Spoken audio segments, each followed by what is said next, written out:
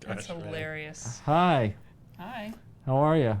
Hi, I'm Melinda. Nice to meet you. Hi, I'm Michael. How's it going? It's okay. It's okay. Hi, everybody. Welcome to the RetroBlasting live stream.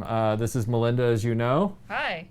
And I'm Melinda. She's not going to introduce me. This is Michael. Everyone knows who Michael is. Everyone who's here knows who Michael is. Right. He's the lead host on RetroBlasting. And we want to welcome you to the live stream. I know that there were some comments regarding the time. We had shifted the time to 5:30 several live streams ago because we found out that a lot of people were still in the midst of Saturday activities around 1 o'clock. So fortunately, these live streams are recorded and captured permanently on YouTube. So if you've missed this one live, you can always come and see it after the fact in our library on youtube.com/retroblasting. Man, don't you love the internet? I know. Hope everybody's doing well on this Saturday. I know we have some people coming into the chat right now. The topic, which was voted on by our patrons on Patreon. Hey, Michael. Who were the patrons?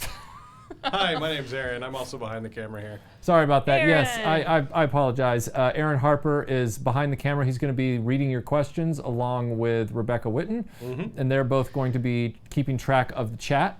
And Aaron, as you know, is the co-host with Melinda on the Dreamland RetroBlasting podcast. So, Aaron, thanks for helping us out today. And Timothy Ward's got our back in the chat room, too. That's right, Timothy Ward. See, because he's over there. So, yes, Timothy Ward, our operations. Nope, Timothy Ward. Oh, sorry, Timothy Ward. Timothys. Sorry, there's two Timothys. So there's Timothy Ward, who is our man on the spot, man about town guy on social media. Grand Poobah. Yeah, I believe is what we talked about. Our social media administrator, That's and he's correct. out there monitoring the chat as well. And then, of course, we have Tim Witten, who is doing the actual event operations of this, coordinating everything. So. And we hey, also Chris, have. Thank you. Sorry I missed you. I wasn't here when you were here. But thanks for your donation, man. We have Chris Smith, who says, "Howdy, kids, from your favorite art major." Thank you, Chris. We appreciate you being here. Thank you for the super chat. Send us a drawing. Yeah, that'd be awesome. Send us an email. Or whatever type of art it is that you do. Yeah, that'd be great. So the patrons voted, and they voted this week for Ninja action figures of the 80s. So we have a variety of Ninja and or Ninja-related action figures here right now. So if you have any questions about these as I start to go through them, please jump in, because this is a live Q&A. It's a two-way street. It's not very structured. You know, Michael, it just occurred to me that we really should have opened this with no ninjas on the table. Just completely blank. Yeah, They're there. you just can't see them. Yeah, and that was the thing about 80s ninjas, is that they weren't all in black. You know, a lot of them were actually very easy to spot. It was, you know, the 80s, so we were having all the hypercolor shirts and everything, and they also like ninjas, and they oddly meshed the two together most of the time, which ninjas really wouldn't like. So in the front, I'm sure you can see the Ninja Turtles, which were the most pop culture-y of the ninja period. They were sort of the apex of ninja fad, if you will. But they were actually a response to the ninja craze. And the ninja craze, as you know, began with the ninja movies, which are rated R. They weren't for kids, starring our favorite ninja, Shokasugi. Shokasugi, yeah. Hey, Willie, thanks for your donation, man. We missed that trope, too. Oh, yeah. Thanks, Willie. Appreciate it. Thanks for the super chat. Super chat, like Super Ninja. That's Chuck Norris. I know it is, but I'm just saying. Well, Chuck Norris isn't the Super Ninja. Chuck Norris fought Super Ninja. Actual good question here. Is John Cena a ninja? Because you can't see him. I mean, everybody knows. I mean, he might be a ninja ironically, but not a ninja literally. Right. Yeah. How do you know? I can tell it's going to be one of those live streams. Sorry, everyone. I forgot. Last time we learned that this is very serious, and there's not to be any joking. No, whatsoever. that's not what I mean. Not from him. No, that's not. Not from you. I'm saying other people said that there should be no joking, that we got far too silly. Yes, comments came in that we were being far too silly, so we're going to keep it very serious. But I heard some people say that they enjoyed the rabbit trails that we all went down. I know. I'm just being sarcastic. Okay.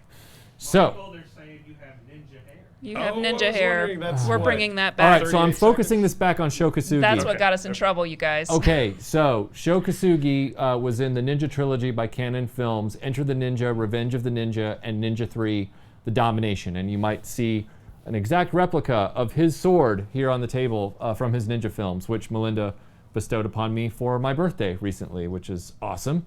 Thank you. Yeah, you're welcome. So the first major ninja line, and I have a picture of it because I don't have it yet, Tim's going to pull it up for us, is Savitar from Eagle Force. These were die-cast metal figures. They were sort of a die-cast answer to G.I. Joe. And one of the figures in this line, despite it being military, was this ninja, Savitar. I'm gunning to get one at some point, but I collect loose, not carded. And you can actually find more Eagle Force figures carded than you can loose. So that's kind of a problem. If there are any questions, please roll them in right now. Show enough. Show enough. That's right. Thank you, Scott, for the super chat. You are right. Show enough. Sho Kosugi is enough, and that's all we really needed. But we got all this extra stuff. So, two have questions. One is, why do you hate the Ninja Turtles? I don't hate the Ninja Turtles. I know, but that's what he said, so... Yeah, I don't hate the Ninja Turtles.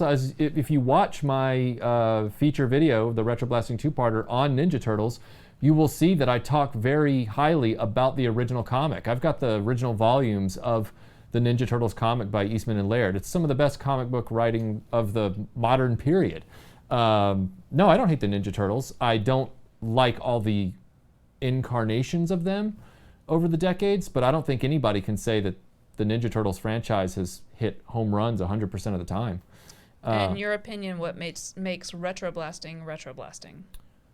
Wow, what makes RetroBlasting RetroBlasting? Called you to the carpet. The fact that we would devote an entire live stream to talking about ninja action figures of the 80s is what makes RetroBlasting RetroBlasting. Why do I see Wolverine and Boba Fett?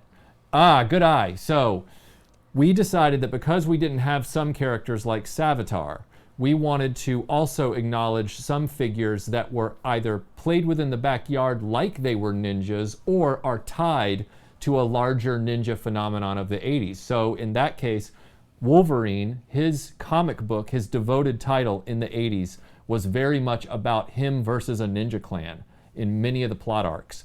And then Boba Fett is a tongue-in-cheek reference to the fact that I don't think anybody would disagree that Boba Fett is essentially the ninja of Star Wars. He's the masked guy that doesn't talk, who's really cool and really good at sneaking into places and murdering people, you know. And he is an assassin. He's an assassin. So it makes sense. Right, an assassin and a bounty hunter. So we feel like he should have been represented here. So that's why we put him there. How come pop culture has abandoned the token ninja? I think pop culture has abandoned the token ninja because the 80s ninja as the token ninja was created in the 80s. It was, by the time we got done messing with it in our entertainment, it was only vaguely related to the historical ninja. And so after you've gone through Super Ninja and Ninja Turtles and Storm Shadow and all these characters, some of which were good and some of which were overblown, I think the fad just went away. Kind of like in the 70s, you know, we were really into kung fu movies like Bruce Lee, and that eventually ran its course. And then there's been a resurgence of that. And we've seen a slight resurgence of the ninja sort of reinvented. I think Kill Bill touched on that a little bit in Quentin Tarantino's two films.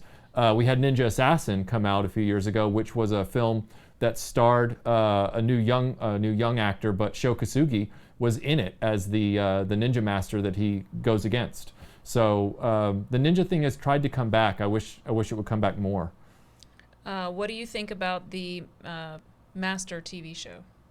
Oh, the Master TV show with Lee Van Cleef. It's 80s schmaltz. It's chintzy, but it's fun. I think it's on a couple episodes an episode of Mystery Science Theater. Yeah, it's an episode of Mystery Science Theater. I think it just came out on Blu-ray, as a matter of fact. I think you can get the whole series on Blu-ray, which I will be working to get because I believe Sho Kosugi makes a few appearances in that as well. If the answer was not at the top of a mountain covered in mist, where did you get that sword? Oh, this sword? Yeah. Was that I know it was a gift. From me. Was this a question on the It chat? was. Oh, It was a okay. question from the There's a chat. great story, so can I tell it? Yes, please. Okay, so Michael came home one day and he... What are you doing? Oh, sorry. I was trying to fix your mic. He thought it was a goatee. It was very confusing. So Michael came home one day and he was like, I found this thing on eBay. It's so amazing. It's this exact replica of this Shokasugi sword. I really, really want it, but it's ridiculously expensive and I just can't justify it. But he was watching it and I could tell he really wanted it. And his birthday was coming up and I was just like, oh, that's too bad that it's so expensive. I don't think you should get it. And then I went in the back room and just kind of went click and I bought it. And then he had a fit because he thought someone else had bought it. He was like, oh my God, I can't believe somebody else bought it. And Sniped he it complained right out about from it for under like him. 3 days. And then he opened it. So Yeah, and it's an exact recreation of Shokasugi's Ninjato from Revenge of the Ninja, Ninja 3.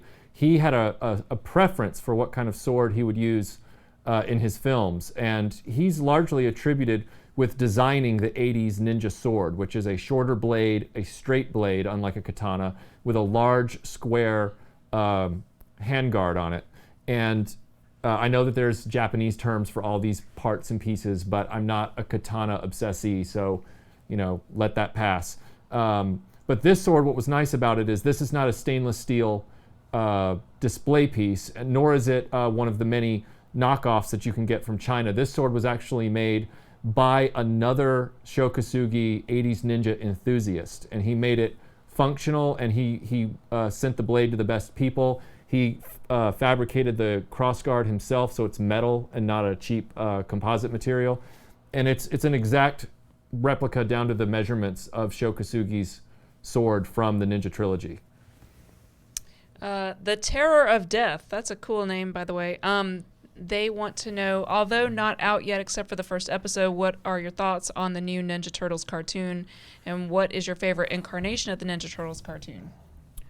My favorite version of the Ninja Turtles cartoon is probably the original, because I can't divorce myself from the independent comic. I think the comic is the core idea. It's purity of form.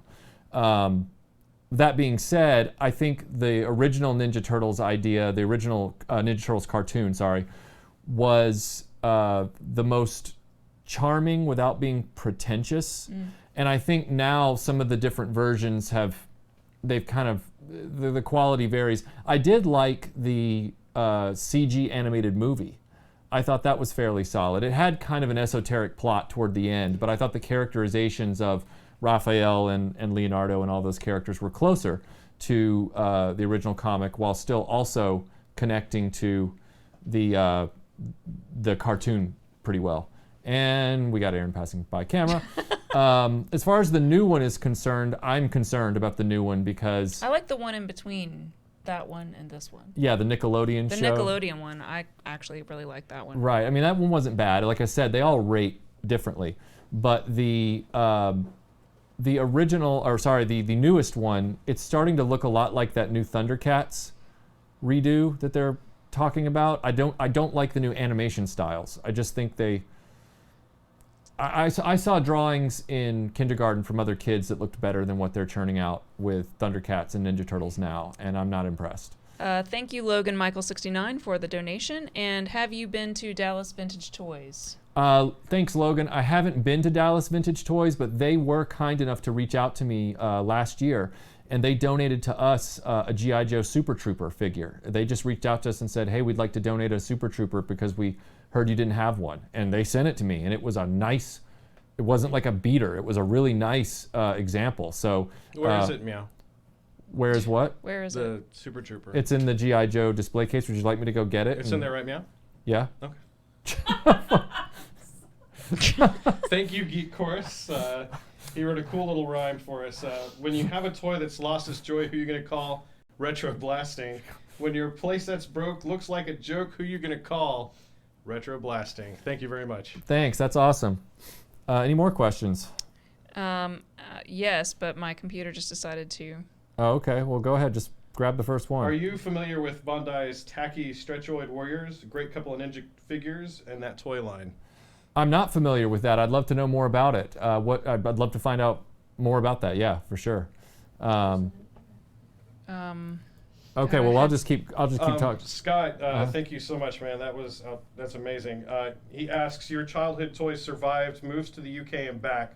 Most of my friends got cleaned out just swapping bedrooms. Did you start formally collecting earlier? Were your parents just awesome? My parents, my mother, she had a parent, I'll call it, a stepfather, who burned all of her toys in the backyard when she was at school one day. What? Yeah. And way to bring it down. Okay, no. But she can't. No. The story has a golden lining. It builds to a good place. So she came home one day, found out that he had burned all of her toys in the backyard because he had said, "You've grown out of these. I don't want to deal with them anymore." So she told herself that when she had children, she would not make us give away or give up anything, and she would not throw away our stuff without our permission. And she did let us make decisions, and I did make a few decisions as a child. I sold my talking kit and Michael Knight from Knight Rider at a garage sale we had. I sold my Hot Wheels Stow and Go at that same garage sale, and then regretted it later, but I kept everything else. I even ran out and got the box of Captain Power and ran it back into the house because I decided I didn't want to sell it. So yeah, that's the story behind that, and then we built all this around it. And that's why, toys are so important to me, in part. And ninjas in particular. I think I was a ninja 3 or 4 times for Halloween as a child. I couldn't get enough of ninjas, and I loved Storm Shadow from, he's right there center stage on this riser. I loved his character growing up. I also, of course, loved Snake Eyes. And then as all that evolved throughout the 80s, I kept up with it. So I kept up with the second version of Storm Shadow when he became a good guy, and I was reading the G.I. Joe comics, which were instrumental in my interest in the ninja genre. My brother got into the Ninja Turtles, and then we quickly found out about the original comic. And then, trying to remember, and then the sort of cap to this whole thing is I was at my grandparents' house in Mississippi one summer, and I was in the guest room, and they had, in your grandparents' house, it seems like every TV can't get perfect reception. I don't know why that is. But one of the TVs was picking up a local Mississippi station. It was like a rural Mississippi station. And they were playing in the middle of the day on a Sunday, Ninja 3, The Domination. It cut of course, for TV. Yeah. And I was just like, but they left in the V8 scene, weirdly. You know what? I bet you they didn't. But yeah. Wow. Okay, so one person wants to know about the American Ninja movie. What are your thoughts on that? The American Ninja movie is it's a solid film. I've tried to get through 2, 3, and 4, and I'm still chipping my way through those. But I like the first one. For a canon film, it's fun. And I'm going to be getting to the donations, but that plays into a question from earlier. Do you feel like the canon film folks are primarily responsible for the ninja obsession and craze? Yes, the canon films are definitely responsible in ushering in the ninja fad, for sure. So the Terror of Death, again, cool name. Thanks again for the donation. I think from now on you have to say the Terror. The Terror. I keep looking at that light and it blinds me, so it makes it hard to read. Thoughts on the Netflix documentary series, The Toys That Made Us? I've watched a few of their episodes. I try not to watch those for the purpose of not allowing it to get into my head with properties I haven't observed or covered yet. And so I don't want to accidentally make their observations in my videos like they're my own. So I've only watched episodes on things that I've already covered. So I've only watched like 2 or 3. But it's a good documentary series. What are the other super chats? I see some super chats here. Favorite Ninja Turtle of everyone in the room? Thank you, Sam, by the way. Thank you, Sam, Great. for the donation. Yeah, favorite Ninja Turtle of everyone in the room. Mine is, I assume you can, do you mean Turtle themselves or any character? Of the Turtles themselves, I like Michelangelo. Of any character, I like Usagi Yojimbo, who is a samurai, so that's different. You? Me too. Okay. I was a Donatello guy. Donatello guy? Oh, yeah. Rebecca? Michelangelo, so yeah. Actually, I'm trying to remember which one. I kind of thought it was Raphael, wasn't it? Raphael, you liked Raphael. I like the goose. He's not a Ninja Turtle. Nice try, Tim. Someone asked earlier why Panthro is on the table, though. Panthro is on the table because he's the closest thing to a ninja that the Thundercats had, aside from the ninja that Mum-Ra sent out against them, and also to fight Hachiman, who was the samurai. And because he's got nunchucks, I just put him on the table for fun.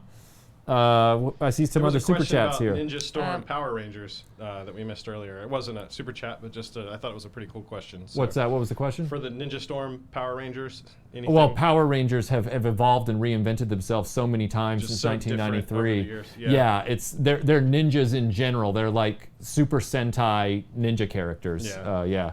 Were you done? Were there 2 super chats here? We've already done this. Oh, okay. Somebody asked if it says we talk a lot about Michael, but what is Melinda's stance on ninjas? My stance on ninjas is I also love ninjas, and I love anything with swords and sharp, pointy things, and knives, swords, any of that stuff. And I also love kung fu, so I really just love, I love Bruce Lee movies. I love anything that's martial arts related, and of course ninjas because swords are awesome, and throwing stabby things at people is great. I mean, just all of that is amazing. Stabby things. Just murdering people wholesale. Oh my God. Do you have any idea of what the first ninja toy would have been? The very first ninja toy? I know that's a big order, but just... as far as our experience goes, I think it goes back to Savitar with Eagle Force. And then in 1984, we got Secret of the Ninja, which I'm going to try and put this guy... He's from a Remco line from 1984. The line was called Secret of the Ninja, but it was actually, this was the only ninja in the line. He was just repainted several times.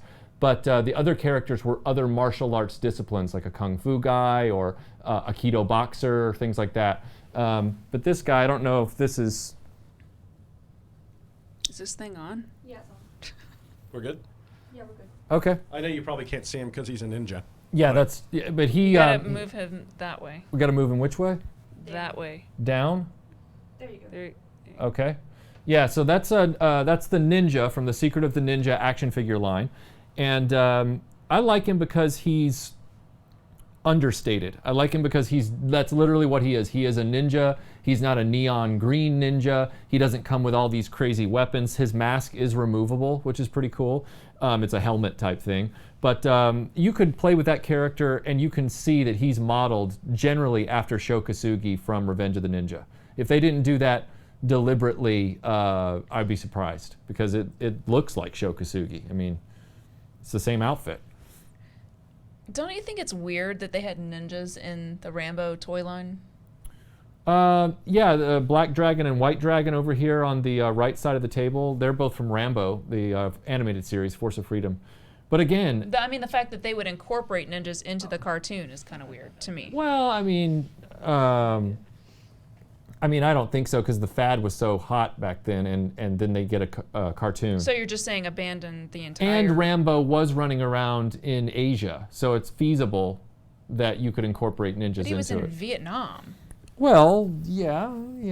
Uh-oh, we have a super chat here. We do, and I just want to say that today on a very special episode of RetroBlasting Livestream, we are tackling some important questions. This one being, Michael, why do you hate Thundercats? And what are your thoughts on Thundercats 2011? Just redo the entire video. The problem that I have with Thundercats is that Lion-O as a character is not the type of character like He-Man or Superman or Captain America who wades into a dangerous situation by himself to save others. He is, by definition, if you watch the show, he goes and gets into trouble and then uses his sword as a bat signal to get everybody else to come bail him out. That is my problem with Thundercats. I do not see Lion-O as being very heroic. I see him as being kind of somebody who they would not be in trouble but for him. And that's all I'm going to say on the matter because I don't want to tick everybody off. As far as the reboot show from 2011, I've seen the animation. I think it looks really solid. I haven't explored it. I heard it was a much better story. I have to believe it was. And I'm sorry that it got canceled early, especially given what we're getting now. I think that was a mistake. So, and I think that for Thundercats fans, I really regret and feel for them that they lost that show because it looked really solid. So go ahead. Someone mentions that they don't see the He-Man ninja.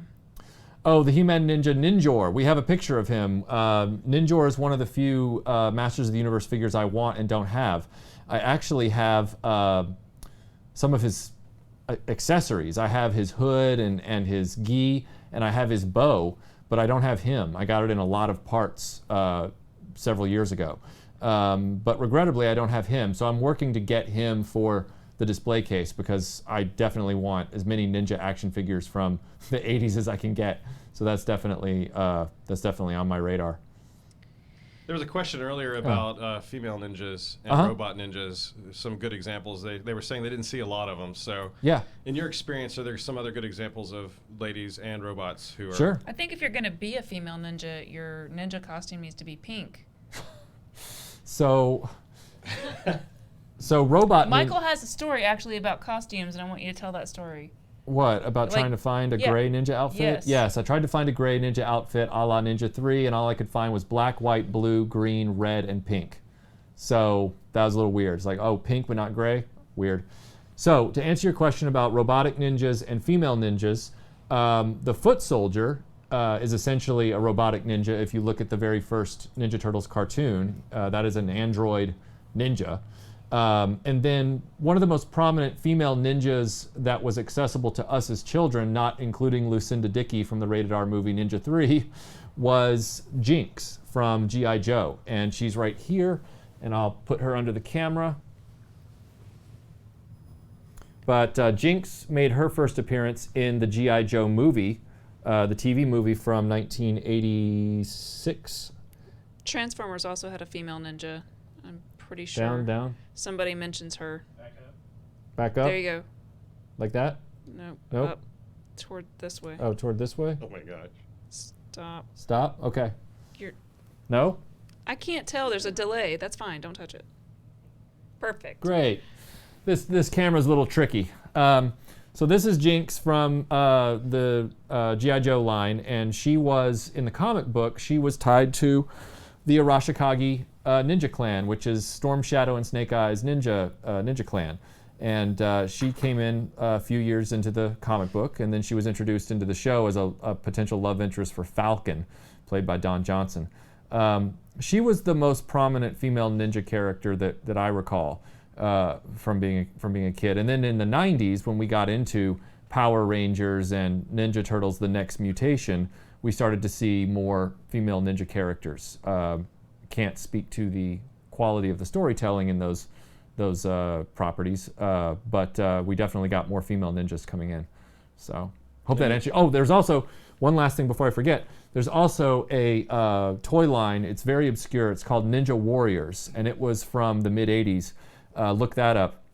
It had some very bizarre android monster-looking action figures that were allegedly ninjas, but I think they were just banking on the name Ninjas and Warriors to sell this line of weird, acid trippy characters. Storm Shadow or Snake Eyes? Oh, that's not fair. Storm Shadow or Snake Eyes? We had this conversation just the other day, actually. I like Snake Eyes because he is, in his own way, virtuous, but I also really like Storm Shadow because he's a nonconformist, and he'll be with Cobra when he needs to be until he realizes that they've served his purpose, and then, he turns coat on them and says, my real allegiance is to my former master who was murdered, and now that I know that Snake Eyes was framed and he's my clan brother, I will never betray him either, and I will go try and save him and his girlfriend Scarlet when they're in trouble from the entire Cobra embassy. I kind of like Storm Shadow just a little better, especially, I know a lot of people love his original version, but I really like his second version with the climbing claw or the battle claw and the sort of Arctic camouflage. I thought he was really cool looking. I loved the second Storm Shadow, so I kind of like Storm Shadow. Snake Eyes. That's all I have to say. Snake Eyes. We haven't...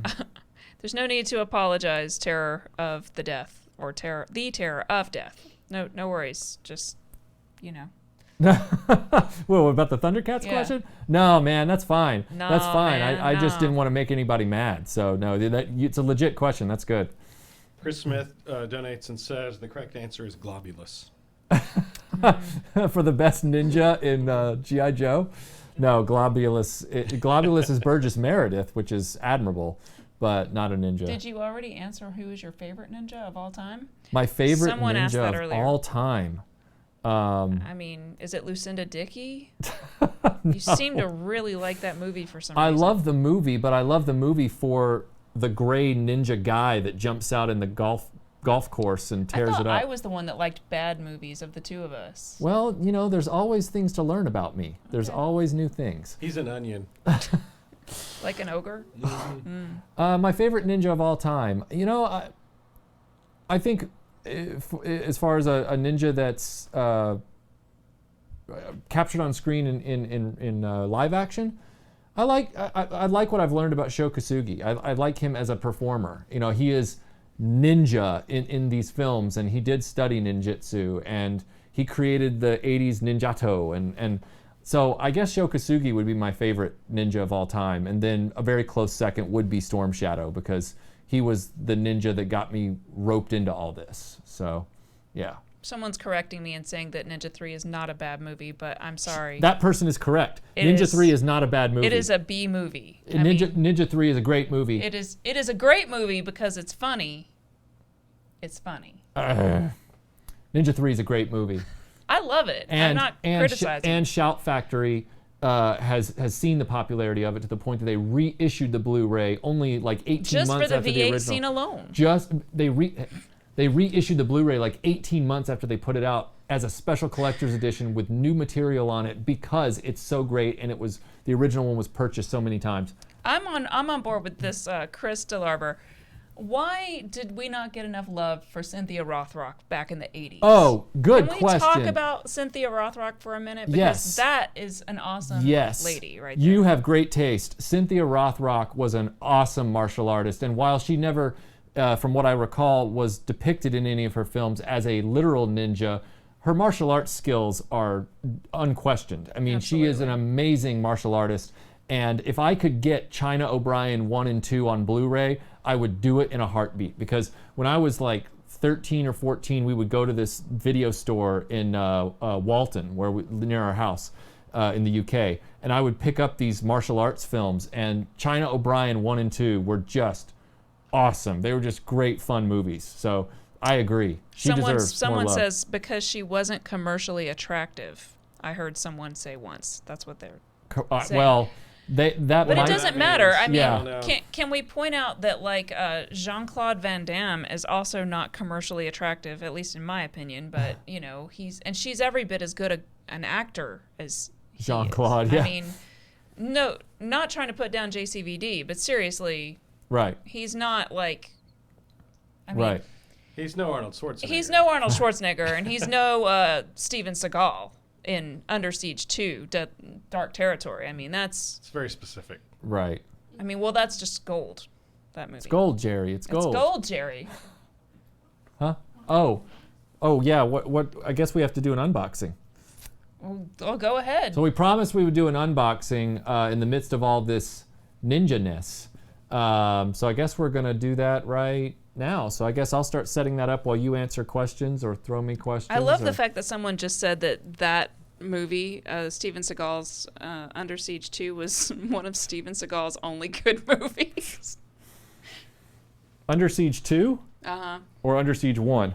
I don't know. I personally like Under Siege 2 because of its badness.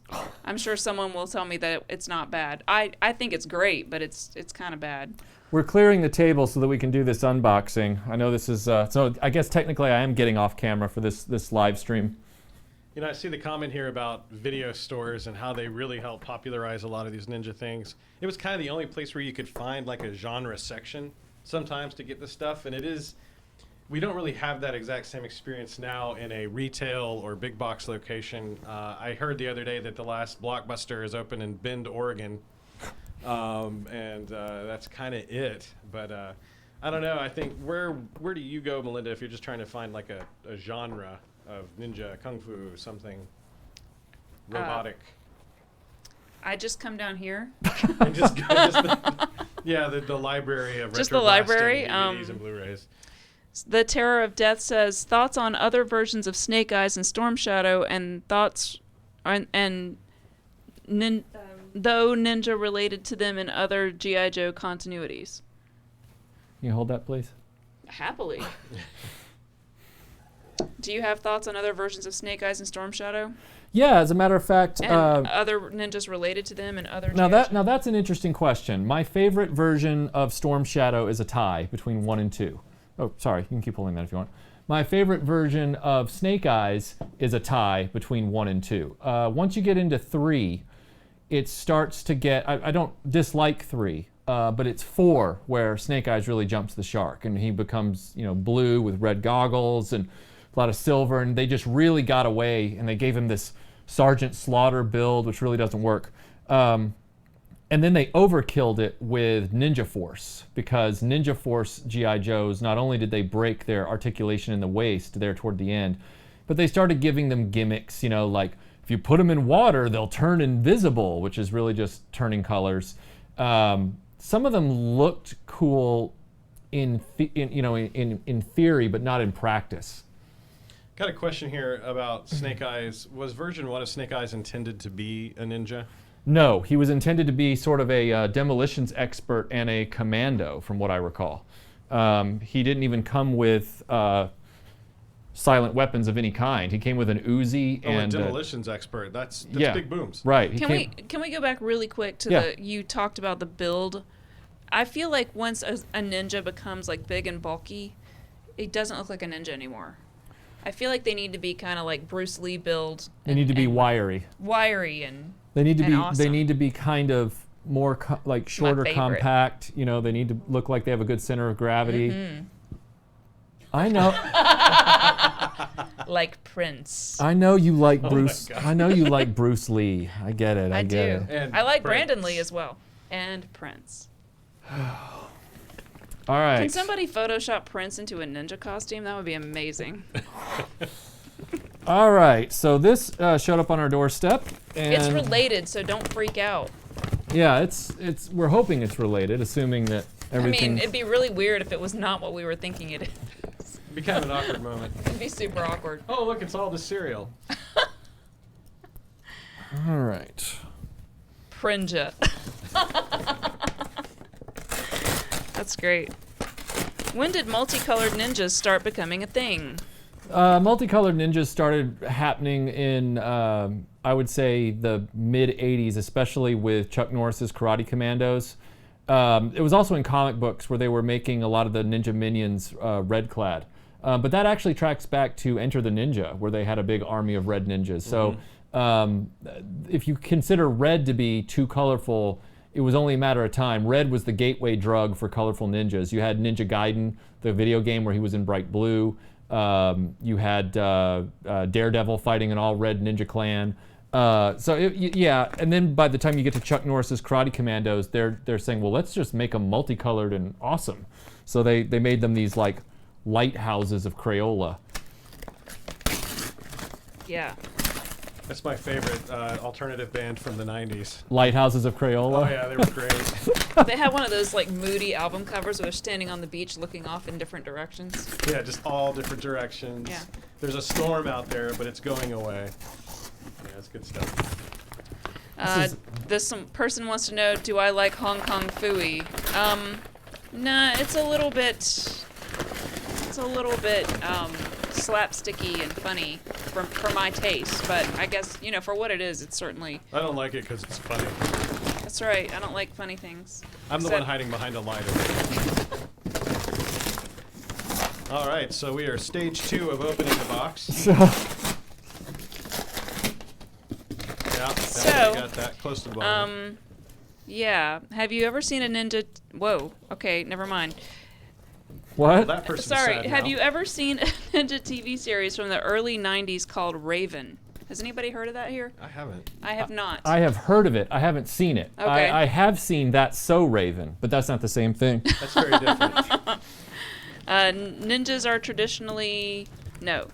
traditionally are dressed in navy blue and gray to match the color of the night sky. I was thinking that and the red or burgundy that was in the Enter the Dragon would have been more based on the local dyes that were available while everyone's nervously waiting for... Maybe take it off camera and just like... Oh no, we gotta capture all this. I promised our subscribers we would unbox this On There's a camera. pair of scissors right over there if you want to grab them, Tim. Scissors are no more use here. It's a lot more fun watching you do this with a pocket. I know. Have you read Stephen K. Hayes' book, Michael? I have not. I have not read Stephen K. Hayes' book. What's it about? Ninjas? I assume it's about. They're telling you to use your ninja sword. How many RetroBlasters does it take to open a box? Well, are you counting know me what? because I'm supervising? You know what? Here's the thing. Michael's about to tell us How- like it's real. How many other YouTube channels would embarrass themselves in front of their supporters and show their humanity? Probably a lot. Quick, someone give him a super soldier serum. Ha ha ha. He's got the shield. I've got the shield. All right. You might still need that knife. I got my MacGyver knife. Just Okay. don't throw it at somebody who's in a wicker cage. If you've listened to the Dreamland podcast, they have a great episode about MacGyver. Okay. By the way, thank can you, I just Michael. take a little side moment and talk about the fact that I know we haven't put out a Dreamland podcast in a little while. Sorry about that, guys. We are in the midst of Dragon Con preparation, and I'm sure for those of you who are not in the Atlanta area, you always get sick probably of hearing us talk about Dragon Con, but there's a lot of prep work that goes into the panels and whatnot, so I promise we haven't gone away for good. It's just, timing is everything. Dragon Con is always, someone asked, Dragon Con is always at... Thank you, Chris. Go ahead. I mean, thank you, Chris. It's a Labor Day weekend every year here in Atlanta. Dragon Con, I think, is fairly big. What? So this Why is didn't you warn one. me? This is one of two limited GI Joe swords from about 12 years ago that we finally acquired for the RetroBlasting collection. This one is inspired, of course, by Storm Shadow. So Tim, if you wouldn't mind helping me there. That's a lot of boxes to protect these. Okay. Oh, good. Are there more boxes? Oh, sweet. Just when you think the boxes are over. Someone asks, is Dragon Con big? Yes, Dragon Con has around 80,000 people who go there. We have 4 fully produced RetroBlasting panels we're doing this year, and Michael and I are also each on I'm on 4 other panels and he's on 5 other panels, so lots of stuff to prepare for this year. Someone asked also, do I like Kill Bill? Yes, I do. I'm a huge fan of Kill Bill. Sweet. Wow. Oh yeah. Keep in mind that the other one is also pretty cool, by all accounts. Evildoers. Evildoers, that's right. So there is Storm Shadow's limited edition sword. Sword. I guess you put it blade You gotta down. go, Yeah. you gotta go blade down. Yeah. And Yeah, it's got a balanced. very stylized Cobra-themed hilt on it with the Arashikage. That hilt is metal, in case you guys can't tell. So when you hold it, it's kind of a weird feeling, but Very nice. That paint on the back really makes it look quite sharp. I'm a little nervous. and then I'm in the room with a sword, with many swords. someone else asks, how expensive is this sword? Well, if you can find it, this sword will probably run you over $100 because they've been discontinued and they didn't make many of them to begin with. These are not stainless steel swords. These were made by museum replicas on behalf of Hasbro. So they are carbon steel blades, which means they are functional to an extent, unlike a stainless steel wall hanger. I don't know, I use stainless steel wall hangers all the time. Kind of like them. Any other questions in the chat? Someone says, let's have Michael and Melinda have a sword fight. My money is on Melinda. My money's on Michael's hair. Someone else says that it's supposed to be blade up, but I'm not sure about that. Typically, every time I've ever seen a sword displayed, it's... Well, I've tried to put it blade up, and it Doesn't. won't fit in the grooves. doesn't fit. I'm pretty sure it's blade down. So, to compromise, I guess I'll just put it like that for our viewer. I can understand why you would not want to lay the edge on something. It is carbon steel, so it's a lot harder. But that could be a concern. I think it's mostly a display piece, though, so I guess you could whack somebody with it. But that could be said of anything, really. I'm not sure how to get into this one. Did WWF have any ninjas? I think we're going to have to rely on the chat room for that. All right. It says the hilt looks plastic, but it is not plastic. It is not. I can confirm from having held it that it is metal. It looks like frozen milk. So there's no outer sleeve for this sword, which, that's fine. We want the sword, not the sleeve.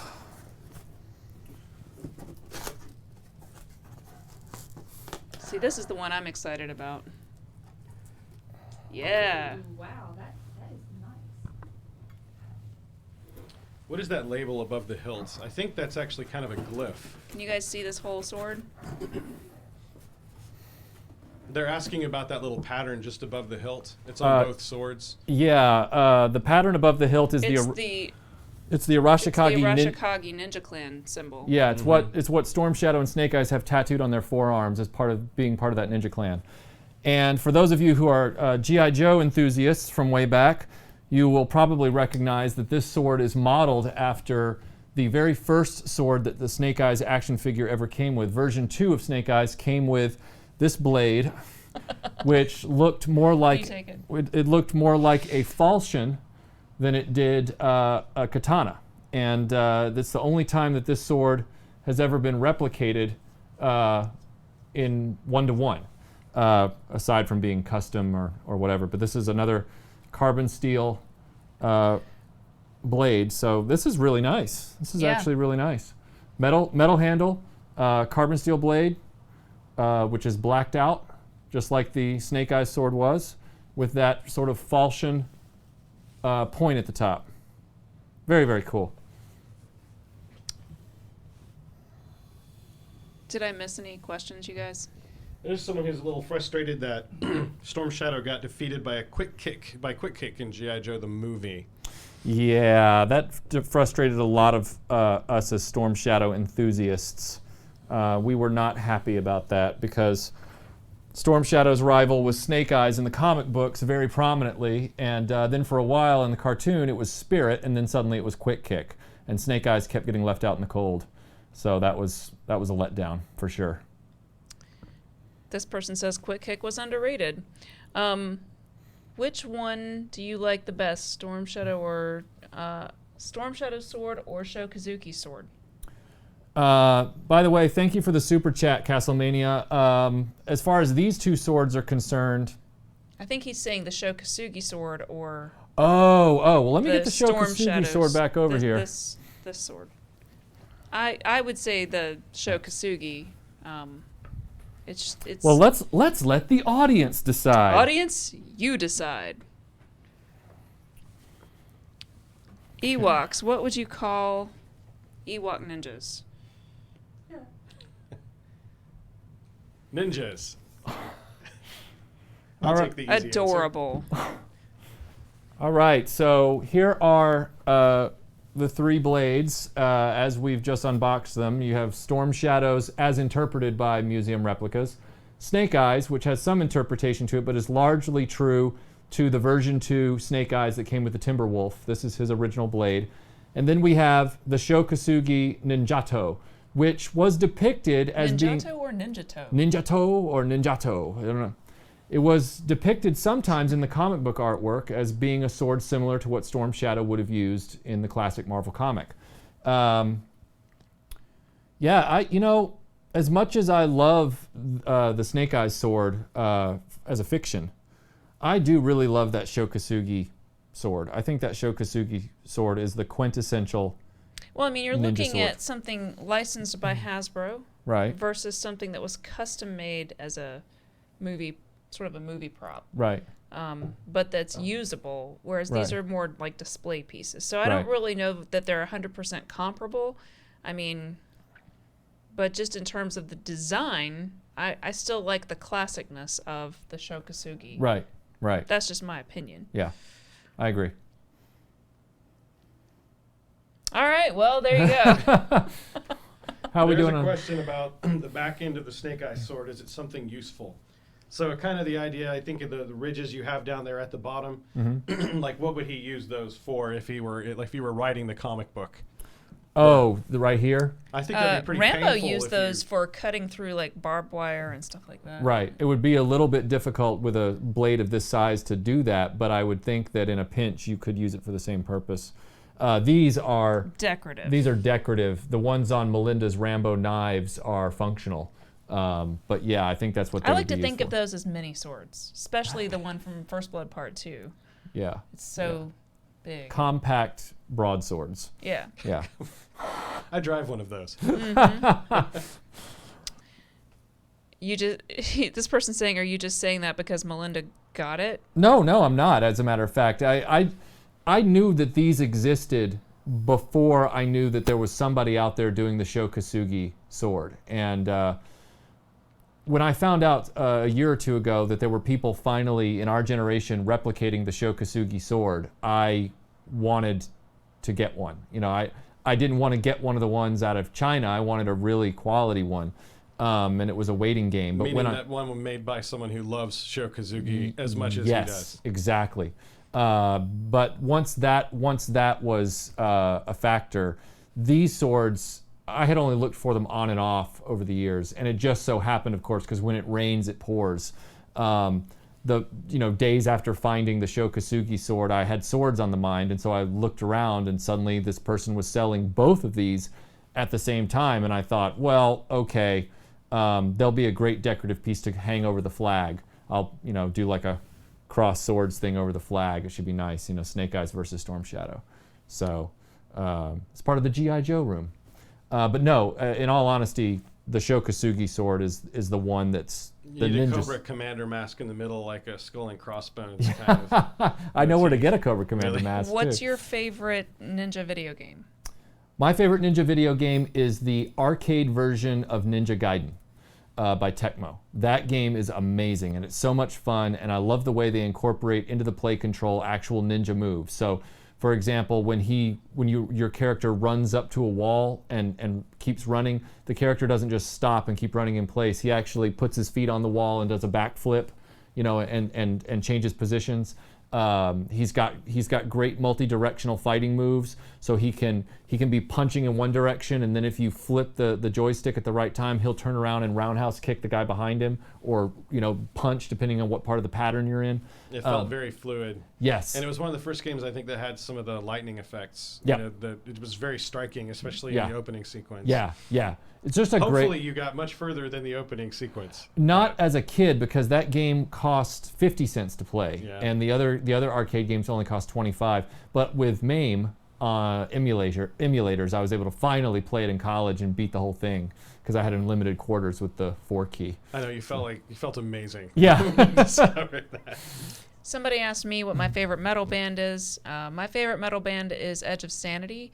Their album Crimson and Crimson 2, can't beat it. You just can't buy it for anything.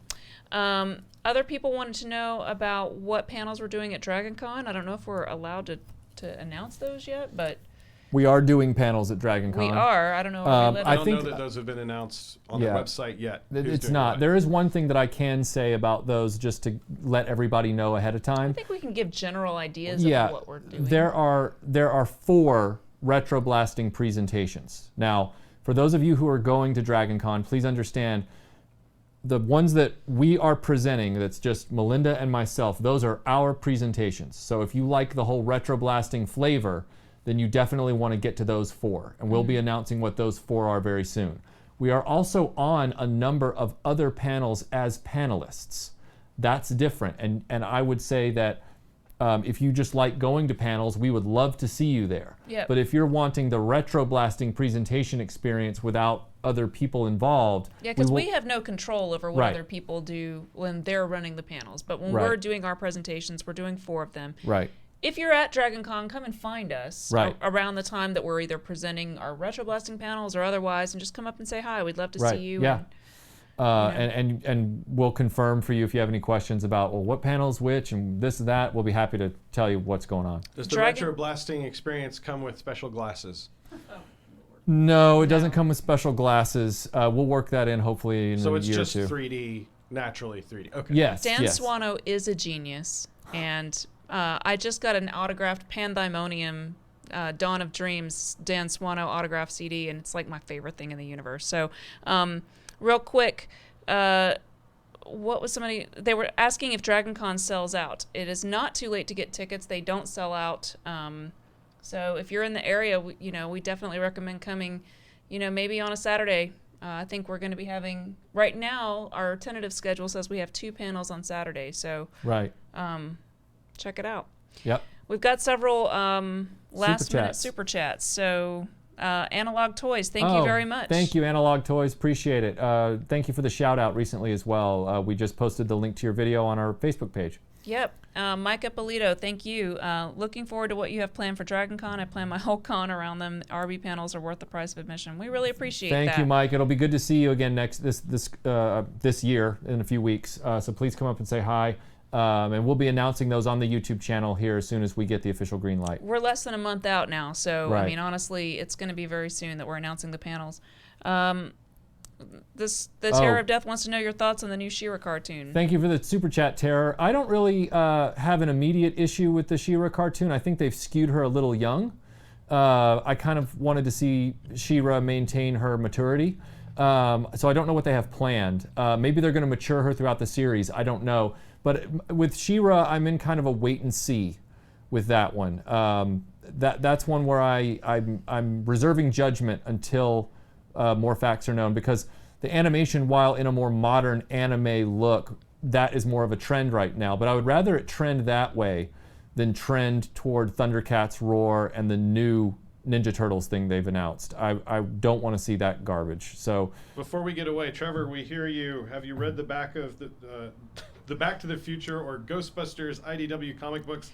And if so, what are your thoughts? I have not read the Back to the Future ones. I have read some of the Ghostbusters ones. I like the fact that they stay true to the mythology of the classic universes, so I have to assume that Back to the Future probably does that strongly as well, since it's the IDW label. I just like the fact that the properties that we all grew up with are still alive, and it doesn't seem like IDW is disrespecting them in any way. I'd have to go read more to find out if that's the case or not. But especially with Back to the Future, I really love the Telltale game. I could really see that as a Back to the Future 4. I played through that 2 or 3 times. Thought it was really well done and written with care. The Ghostbusters comic books, hopefully they're as good as the Ghostbusters video game was a few years ago with the entire original cast. I thought that was a true Ghostbusters 3. So my hope is that they are just as respectful as those games were. Do these swords come with sheaths? These swords do not appear to come with scabbards or sheaths of any kind, which is a little bit of a bummer, but that just means there's opportunity to get some made, and Melinda and I, especially through a few contacts we have, we know some people that can probably point us in the right direction to get some scabbards made for these. Maybe even Britt, who did your knives, would know. I can see a topological problem with sheaths for one of those swords. Yeah. Oh, Snake Eyes' sword? Yeah, that would be a little... Even in the action figure, he just wore it bare-bladed on his backpack. It was like, there's no way. Yeah. So, Mr. Scary, I don't know if you heard it earlier, but in terms of what's going on with the podcast, again, Aaron is still around. We're still doing the podcast, but because we're in DragonCon season, it's a little hectic right now in terms of content. I have a lot of presentations to write. So, but we actually were toying with the idea of doing a quick podcast this weekend, maybe a short one, just to keep some new content coming out. So right. We haven't gone away. We're just, a little backlogged right now. Yep. So anyway, I think that's... Was that the last super chat? We've done all the super chats. Oh, okay. Well, I will say you can always find us over at YouTube/RetroBlasting. Yep. We have a Patreon. Ladies and gentlemen, where is the Patreon? Oh, the Patreon is at patreon.com/RetroBlasting. You can find us on Twitter. You can find us on Instagram. You can find us on Facebook, all under twitter.com/RetroBlasting, facebook.com/RetroBlasting. Basically, whatever website you want to look for us on, just put in RetroBlasting in the search. Like /RetroBlasting. There we are. Right. I can tell you we had a lot of fun today getting ready. We taped some of it. Listen to me, it's like I'm in the 80s. And we How threw it old up are there. you? Well, ladies and gentlemen, we taped everything. And we threw that up there on the Patreon for some of our $5 and up subscribers to see. So, if you're in there, be sure and go look before it expires. It expires in about 12 hours. But I think that about does it for us over here at RetroBlasting Studios. That's right. Yeah. I'd like to thank Aaron and Rebecca and Tim and Andy for helping out today on the live stream. And also Timothy Ward out there, thank you for always being here and being a part of it. If you guys ever run across Timothy Ward on the comments on YouTube or Facebook, be sure to give him a shout out and say thanks. He does a lot of work for us. He is our chat ninja. He is our chat ninja, that's right. So thank you everybody for watching this live stream. Hope you had some fun. I know we kind of changed it up a little bit, toys and swords, but all of it hopefully is related. And we will see you on the next live stream. We will also see you on the next video, which we're working on right now. And we will be posting some live videos from DragonCon, which will be in not the next live stream, but after that it will be DragonCon time. So right. If you're on our Patreon, look out for those. That ought to be fun. Yeah, thank you to everybody who supports our channel out there. Thank you for all the super chats. Thank you for all the enthusiasm and the support. We can't do this without you. We really appreciate it, and we will see you on the next video, and we will see you on Dreamland and at DragonCon. Yes. See you guys. Bye. So long, and thanks for all the fish.